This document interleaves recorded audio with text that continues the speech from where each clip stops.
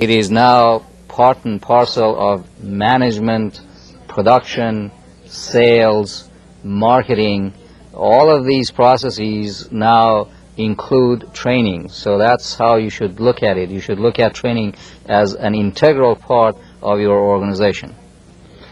And an important part of learning the new technologies that we have to adapt people to is using those technologies in the training itself. That's true. Yeah. We have a question now from the Colegio de Bachilleros Estado de Sinaloa in Culiacan. Your question, please. Sí. ¿Ya? Sí. Correcto. Dr. Saba, Dr. Saba, undoubtedly the informative process through electronics has given us more elements for instructional purposes, but we should not let ourselves be only focused on instructional technologies. We need also to apply all this for a holistic approach in the teaching, because those are only mediums, not objectives in themselves. So how is it that in the Global Information Village we design and we make programs in order to strengthen these values and moral values in the learner? Thank you. Well, learning, as I mentioned in the second module, is a self-organized process. True that new technology does not end with instruction or with provision of information.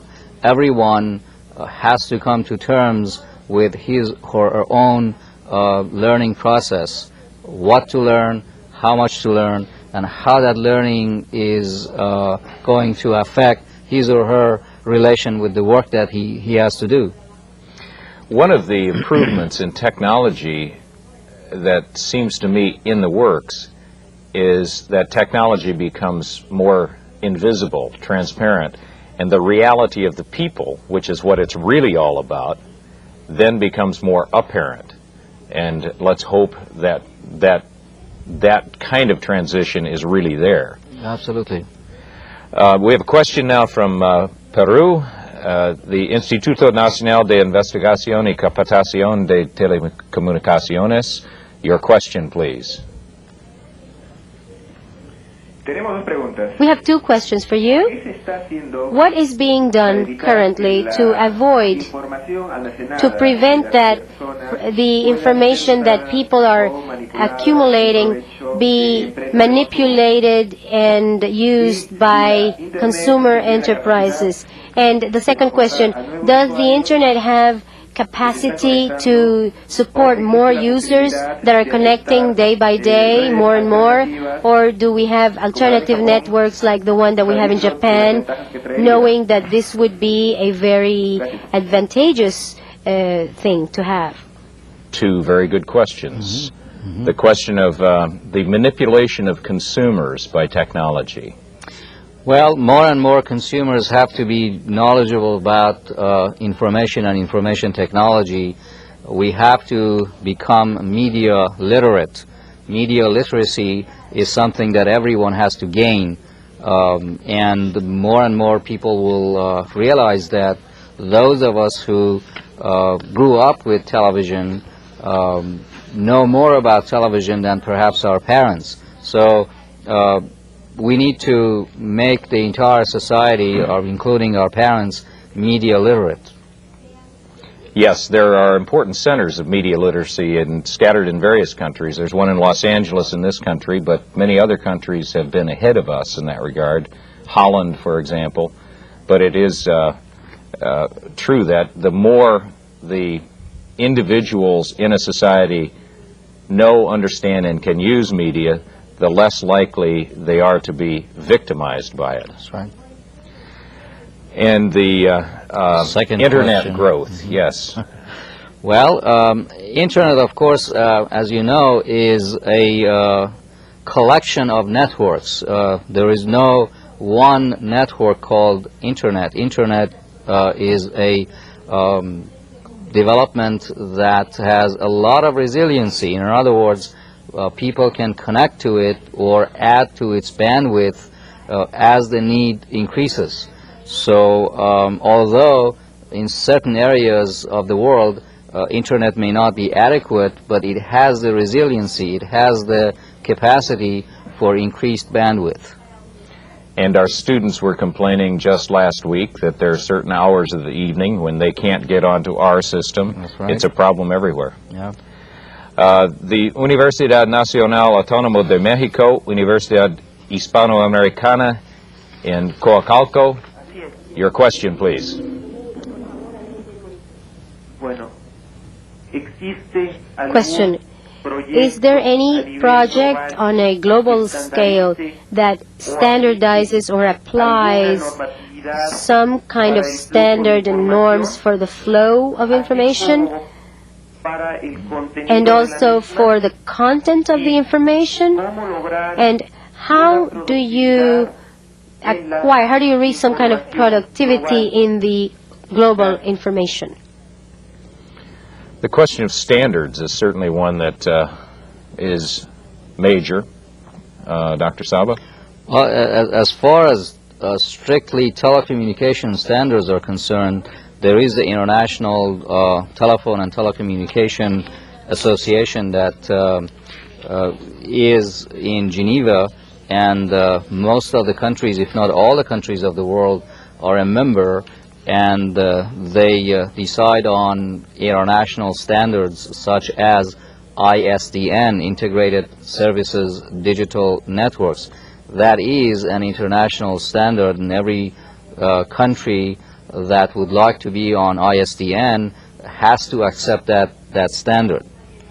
As far as the flow of information is concerned, if you are speaking strictly in a technical sense, I think that there are some standards, but as far as the content is concerned, I don't think that that would even be practical to set standards for the content of an open system such as the Internet. In fact, monitoring or censoring content in Germany, in the United States, is now a source of great legal conflict. That's right. It's a very daunting question. We have a question now from Brazil, from the Escola Tecnológica Tupi in Joinville. Welcome, your question. How do you interpret the concept of the organization that is learning? And what about those technologies that you were talking about recently? How do those technologies impact that kind of learning organization? The learning organization, a question. Well, number one, for example, the availability of information changes the role that anyone can assume for his or her own learning. You don't need to necessarily go to a particular institution, or you don't need to go and take a course, or you don't need to have a mentor or an instructor. You can assume responsibility for your own learning and find the information that you need on CD-ROM, on the Internet, on multimedia systems, and go to the expert when you really need to consult an expert.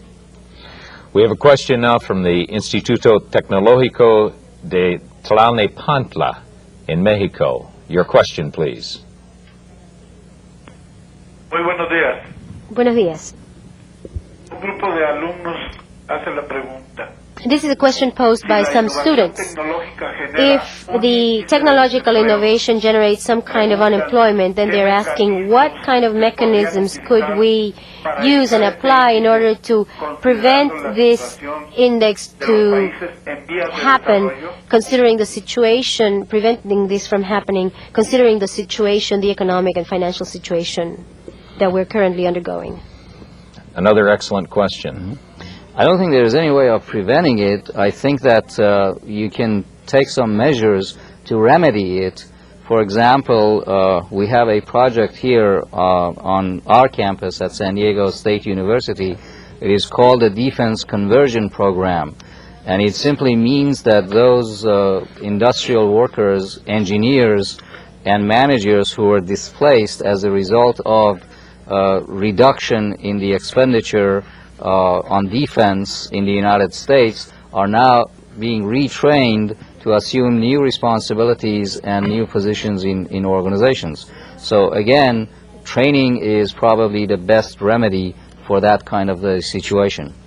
This, for example, is the cause of, say, the defense conversion projects that we have federal and state money in this area to get people off of the declining defense budget and into other technologies. We have a final question now from Veracruz, the Instituto Tecnológico de Cerro Azul. Your question, please.